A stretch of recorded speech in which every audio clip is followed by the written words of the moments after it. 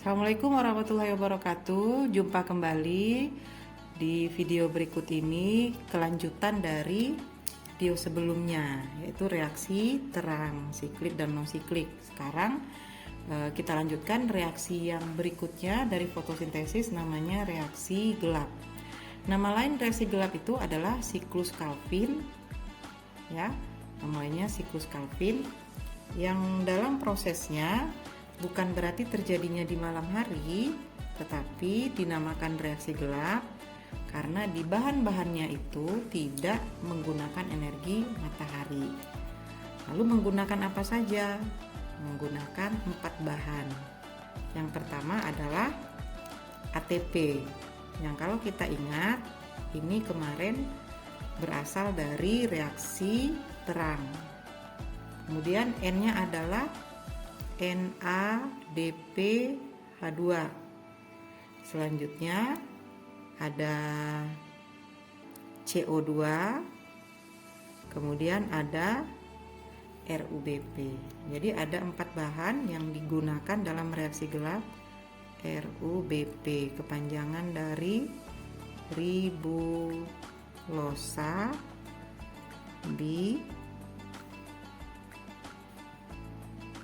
bifosfat, maka disingkat RUBP, ya. Jadi ada 4 bahan. Adik-adik bisa ingat dengan kata ancol, ya, ingat dengan kata ancol, bahan reaksi gelap. Pada reaksi gelap prosesnya cukup sederhana dibanding reaksi terang yang di video sebelumnya. Dimulai dari apa? Dimulai dari molekul CO2 yang jumlahnya sekitar 6, ya, 6 CO2. Ini nanti akan bergabung dengan RUBP, bergabung dengan RUBP yang tadi kepanjangannya ribulosa bifosfat. Sebanyak berapa? Juga sebanyak 6. RUBP dalam kimia itu ribulosa memiliki jumlah C-nya 5, sama dengan ribosa, C-nya 5. Yang namanya proses reaksi gelap itu dimulai dengan pengikatan si CO2 ini oleh RUBP. Jadi RUBP ini berikatan dengan CO2, sehingga makanya reaksi pertama dari siklus Calvin ini dinamakan fiksasi CO2, yang artinya adalah pengikatan CO2, ya. Nah, ini reaksi pertamanya. Dari pengikatan ini tentu nanti jumlah C-nya jadi bergabung. Kita akan lihat C-nya nanti akan lebih banyak hasilnya. Pengikatan RUBP oleh CO2 akan membentuk senyawa yang sejumlah 12, namanya PGA.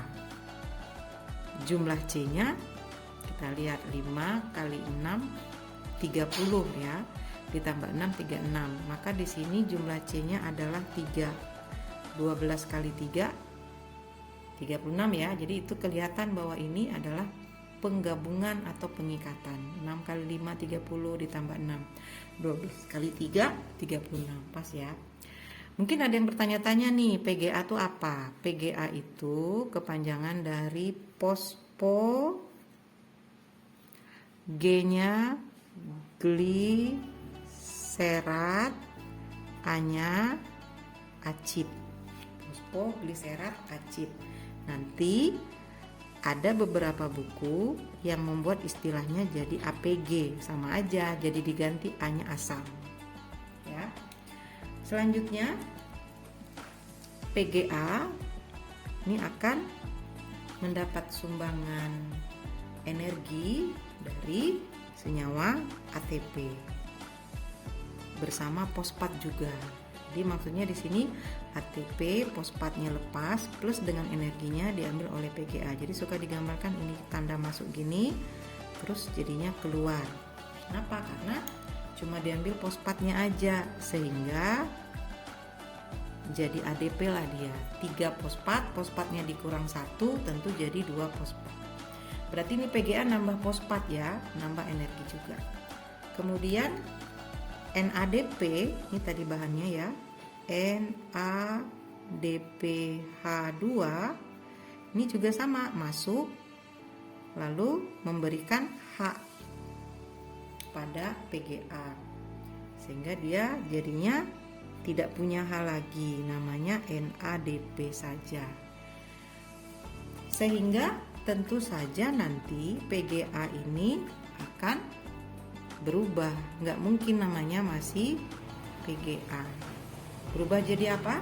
Berubah jadi senyawa yang terkenal dengan nama PGAL. Suka dibaca pegal kalau biar cepet. Apa tuh kepanjangannya? P-nya masih sama, fosfo, gliseratnya masih sama, tapi di sini langsung hilang at-nya. Gliseral dehid. Kok dedi? Maaf. Nah, aldehid ya tepatnya ya. Gliseral dehid ini H ya. Maka disingkat PGAL. Sebenarnya fosfogliserat aldehid, cuma ini langsung digabung fosfogliseral dehid.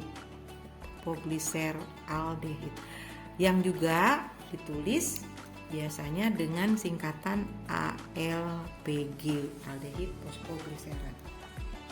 Nah, secara kimia ternyata penambahan H ke dalam PGA ini membuat bilangan oksidasi dari PGA ini berkurang. Maka ini bilangan oksidasinya lebih besar daripada ini. Tetap 12 molekul, C-nya tetap 3. Maka dalam kimia jika bilangan oksidasi berkurang, ini dinamakan reaksi apa? Ada yang ingat pengurangan bilangan oksidasi? Namanya reaksi reduksi. Maka terjadilah di sini tahap kedua, istilahnya reduksi. Ya, tahap reaksi yang kedua. Selanjutnya 12 PGAL ini tentu nanti akan kembali, kan dia siklus, akan kembali menjadi RUBP. Cuma kalau kita perhatikan ini kan total C-nya 36 ya, 12 kali 3. Sementara ini 6 kali 5 30. Enggak sama. Kalau dia balik harusnya sama dong jumlahnya. Berarti enggak semuanya membentuk RUBP. Ada yang tidak jadi RUBP. Jadi di sini dia pecah 2.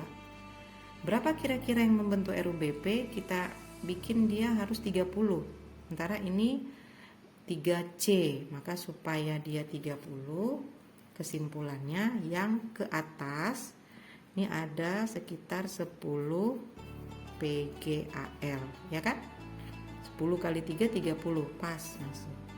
Maka sisanya karena 12 yang 2 PGAL itu tidak membentuk RUBP, tapi membentuk hasil reaksi gelap yang namanya adalah glukosa. Apa glukosa? C6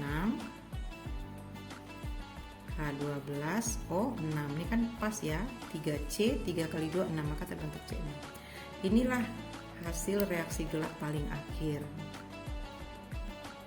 ya, yang namanya kita sebut glukosa. Maka untuk reaksi yang kesini terbentuk lagi, ini ada istilahnya. Ada istilahnya karena dia terbentuk lagi, maka reaksinya dinamakan regenerasi.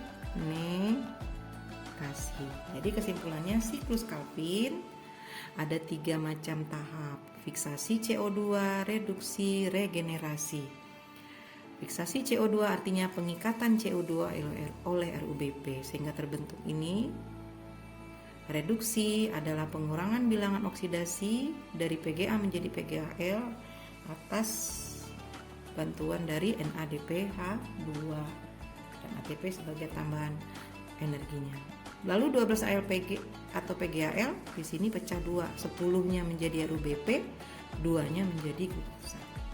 Lalu berdasarkan percobaan sah, glukosa ini nanti akan diubah menjadi amilum dalam bentuk disimpan. Misalnya di daun udah jadi glukosa, dibawalah ke umbi.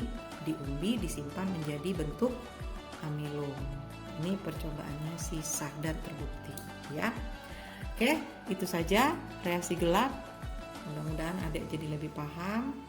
Semakin kalian banyak berlatih, semakin kalian menjadi lebih paham. Assalamualaikum warahmatullahi wabarakatuh.